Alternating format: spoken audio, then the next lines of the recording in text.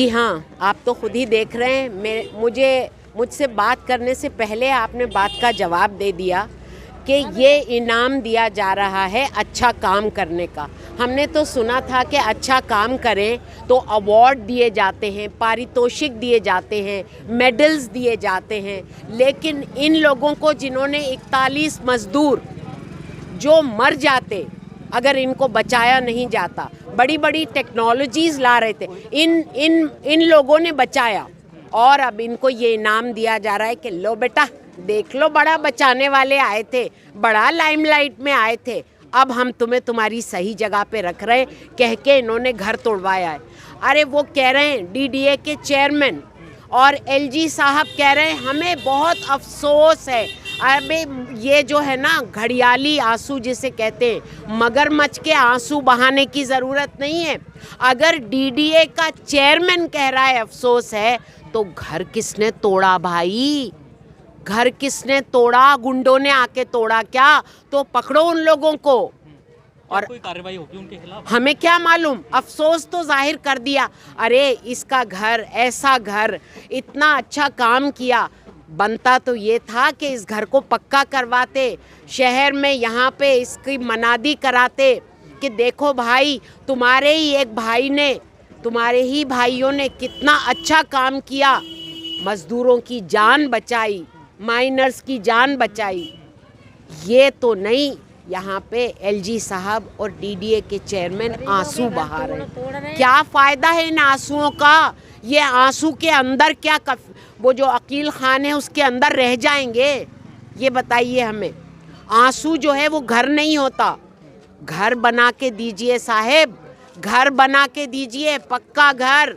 एक तो आपने उसके वक़ार को, उसकी गरिमा को, उसकी डिग्निटी को ठेस पहुंचाई है, उसका हर्जाना आपको देना होगा। कहा जा रहा है प्रधानमंत्री आवास योजना जो है में मकान देने की बात की जा रही है। अरे आप कर रहे हो, उसके पहले करना चाहिए थी। मकान देने की बात कर रहे हो तो कोई ठोस बात करो, मगरमच्छ के आंसू बहाकर बात मत करो। किसी का घर तोड़कर उसको ठेस पहुंचाकर फिर बात मत करो। क्या कहना चाहते हो? हम घर तोड़ के फिर बोलेंगे हाँ जी प्रधानमंत्री घर दे रहा है। उसके लिए क्या घर तोड़ने की ज़रूरत होती है? घर तोड़ने की ज़रूरत होती है? जवाब दें प्रधानमंत्री भी, जवाब दें यहाँ के एमपी भी, और जवाब दें डीडीए के चेयरमैन भी और एलजी साहब भी, जो हर बहाने से कहते हैं कि वो उनकी सरकार है। तो जवाब देना कि डीडीए ने ये काम क्यों किया। डीडीए तो सेंट्रल गवर्नमेंट के तहत आती है, तो सेंट्रल गवर्नमेंट के तहत है तो सेंट्रल गवर्नमेंट जिम्मेदार है इनका घर तोड़ने का। लगातार देखा जा रहा है डीडीए की कार्रवाई एक खास मजहब की इबादत गाहों को भी निशाना बनाए। अभी हाल ही में महरौली की मस्जिद को, जी हाँ, कोई नोटिस नहीं दिया जाता और आकर के जो है बुलडोजर चला दिया जाता है। इस तरीके की कार्रवाइयाँ कब तक चलेगी? अब देखिए ना, अभी देखिए ना आप, ये तो आप खुद ही जवाब दे रहे हैं कि हाँ कुछ ख़ास कम्युनिटीज़ को लेकर ये लोग इस तरह की कार्रवाई करते हैं। जब ऊपर से उनको दिखता है कि हाँ यही करने से हमारा प्रमोशन हो सकता है, यही करने से हमें दाद मिल सकती है, यही करने से हमारा उल्लू सीधा हो सकता है एक तरह से, तो वो यही काम करेंगे। सवाल ये है कि ऊपर से क्या मैसेज आता है इनको। ऊपर से जो मैसेज आता है कि हाँ भाई ऐसे काम करने से हमें इनाम मिलेगा, मस्जिद तोड़ने से इनाम मिलेगा, खान साहब का घर तो हसन साहब का घर तोड़ने से हमें इनाम मिलेगा, तो करते हैं। अगर उनको पता चल जाए कि ऐसे काम, ऐसे गैर कानूनी काम, बग़ैर नोटिस के घर तोड़ने के काम करने से उनको सज़ा मिलेगी, उनका डिमोशन होगा, तब वो रास्ते पे रहेंगे। मजाल नहीं है कि फिर वो ये सब काम कर सकें। सवाल ये है, ये इनकी पॉलिटिक्स है और हमें इनकी इस पॉलिटिक्स को हराना है, इस पॉलिटिक्स को दिखा देना है कि ये पॉलिटिक्स चाहे हिंदू हो या मुसलमान। सवाल ये है कि इन्होंने मुसलमान के साथ किया तो इसका मतलब ये नहीं है कि वो हिंदू के साथ नहीं करेंगे। तो सवाल ये है कि वो जिसके साथ भी करें। हम हिंदू मुसलमान की पॉलिटिक्स नहीं करते, हमारे लिए जनता सब बराबर है। हर मेहनत कश हमारे लिए मेहनत कश होता है। बहुत मुश्किल से, बहुत मेहनत से पाई पाई जोड़कर घर बनाता है, उसका घर टूटे, हम खून के आंसू रोते हैं उसके लिए। और इनके घर को बनाना, उसकी भरपाई करना इस वक्त केंद्र सरकार DDA LG की जिम्मेदारी है, जो उन्हें फौरी तौर पर पूरी करना है। अभी तो इस घटना को ज़्यादा वक्त भी नहीं गुजरा और इतनी जल्दी भुला भी दिया गया इनके इतने बड़े सराहनीय कदम को देखिए। जी हाँ, आप देख लीजिए कि अगर हम मानते हैं कि कुछ साल हो जाते, कुछ घटनाओं को तो ये हमेशा याद रखते हैं कि कुछ 400 साल पहले हुई, 700 साल पहले हुई वो घटनाएं याद रखी जाएं, जिससे इनको वोट खींचने की ज़रूरत होती है, वो घटनाएं याद रखने की कोशिश करते हैं। लेकिन जिन्होंने भले काम किए, उनके भले काम को भुला देना चाहते हैं साथियों। ये हम नहीं होने देंगे, ये नहीं होने देंगे। हम पुरजोर यहाँ पे डिमांड करते हैं LG से, DDA के चेयरमैन से और केंद्र सरकार से कि जिन्होंने ये काम किया है उनको सज़ा दो और हसन साहब के घर को दोबारा बनाओ और उनसे माफ़ी मांगो। क्या देखा, क्या समझा यहाँ पर आपने? यहाँ आके स्पष्ट लगा कि एक व्यक्ति विशेष को टारगेट किया गया है। अब वो क्यों टारगेट किया गया है, इस क्षेत्र के नेता जो हैं सांसद मनोज तिवारी बताएंगे, भाजपा के लोग बताएंगे, DDA और MCD के लोग बताएंगे। अभी इनको कोई नोटिस नहीं दिया गया है कि आपका घर क्यों तोड़ा गया है। अभी तक तमाम मीडिया में न्यूज़ है, उसके बाद भी कोई क्लेरिफिकेशन DDA की तरफ से नहीं आया कि क्यों तोड़ा गया है।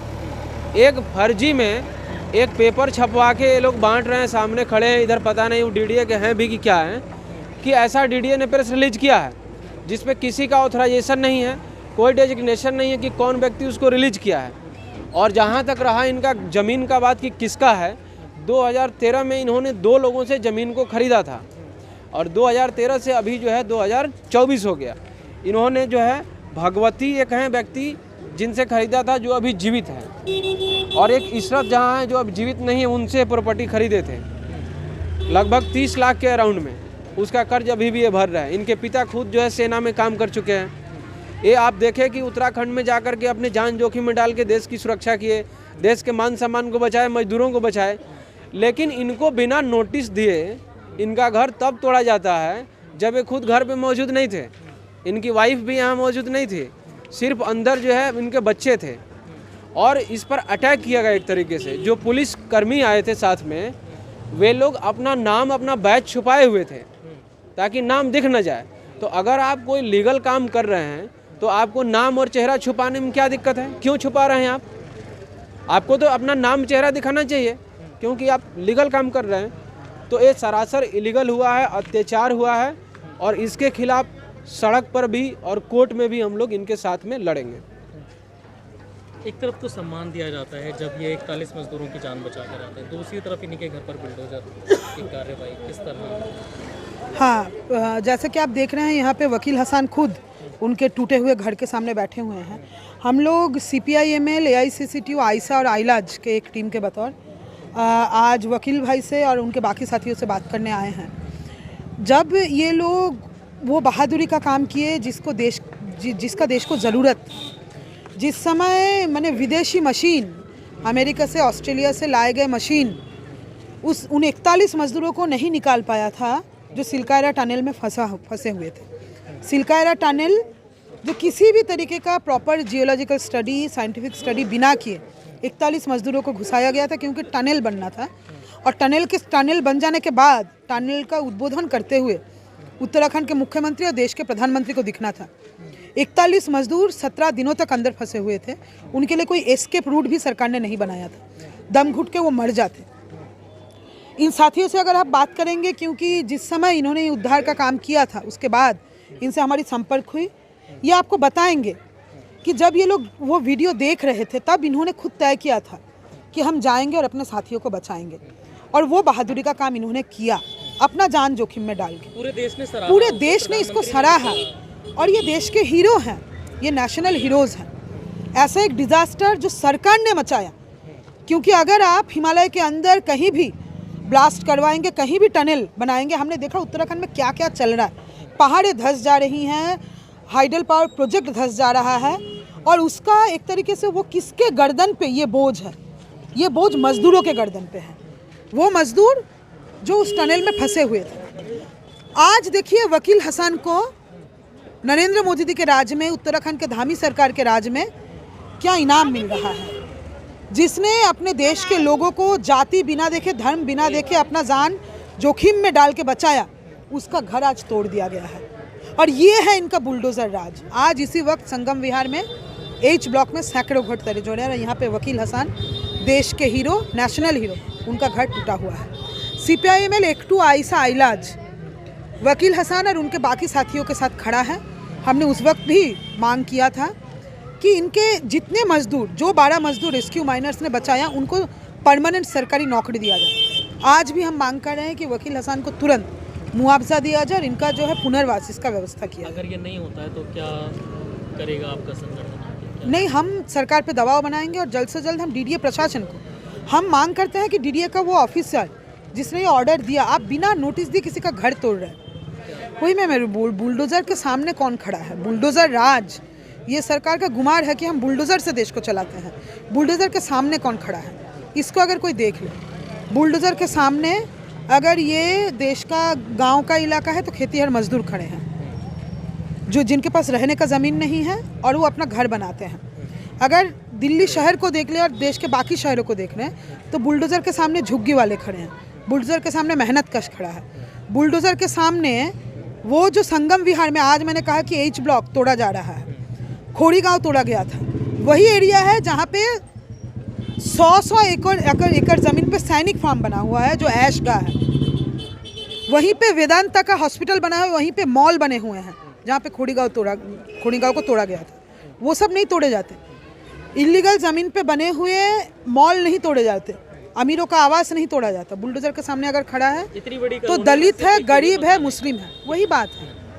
मुझे नहीं पता ये काम सरकार ने क्यों किया, और अगर सरकार ये काम सोच समझ के की है, DDA केंद्र सरकार के अधीन है, अगर सरकार ने ये काम सोच समझ के किया है तो हिंदुस्तान को ये पता होना चाहिए कि ऐसे एक सरकार का हुकूमत चल रहा है जो उन लोगों को जो अपना जान जोखिम में उठा के अपने ही देश के मजदूरों को बचाते हैं, उनको इनाम के बतौर बुलडोज़र दिया जा रहा है। ये देश के आवाम को जानना चाहिए।